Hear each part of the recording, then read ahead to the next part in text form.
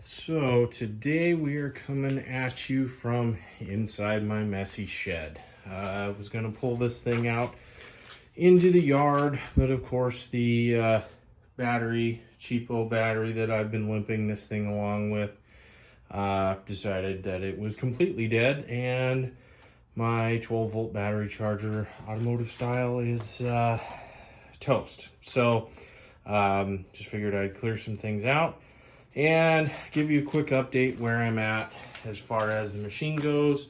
Still trying to figure out what I'm going to do with the air filter situation. I mocked the original air filter up here real quick just to see if it would be viable to continue using. I think so, although I'm going to have to get creative with some type of air intake tubing to go from here all the way over to there for the turbo. Something probably very similar to what I've got going on here. Not quite sure yet. We will see. And then as far as the tilting the turbo goes, haven't really got to do anything with that. We've had camping trips and vacations and things like that, of course work going on, so don't have all the time in the free world. But again, what I really want to do is take this elbow, I wasn't thinking when I welded it solid, of course, and push it in a little bit and try to get this thing tucked under a hood, and then hopefully find something I can do to route the exhaust out, maybe even a stock location. Continuing on, a lot of people saw in the last video that there is a lot of vibration in this belt system. Done some research. I also discovered that there is a little bit of slop in that pulley. And what it is, I believe, let's see if I can shoot kind of a down under shot there. The boss, that you can see this pulley has bolts going through it. The boss that rides on the spline shaft that holds the pulley on is worn out, or the pulley itself is worn out. Both of those parts are around $100. Availability is scarce. Not sure if I can justify putting that much into it at that point, but we'll see. Again, I'm still trying to work on viability for the whole thing. The other thing that was also kind of a disappointment, I referenced beating my head against a wall, was my hopes for a blower bagger. So this deck was not originally designed for this mower. This deck was designed for the G series of the, I think, late 80s, early 90s. You're going to see this deck on like a G1800, G1900, and maybe even a couple later models.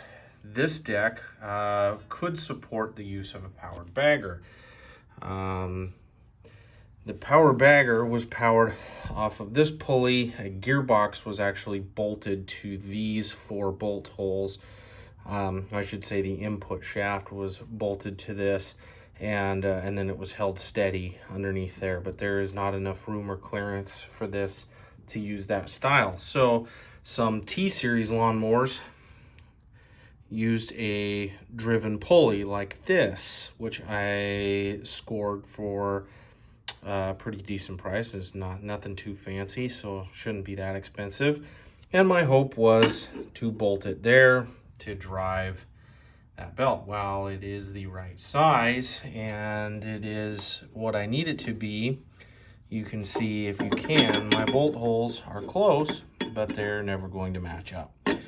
In fact, I would have to drill the bolt holes through where the belt goes in order to make this work. So I could build an adapter plate of some kind, but I figure at the speeds that thing spins, it would have to be balanced and or at least machined properly. I do not have the skills, nor do I really want to pay somebody that kind of money to do that. So we are still thinking of plan B and or C and or D.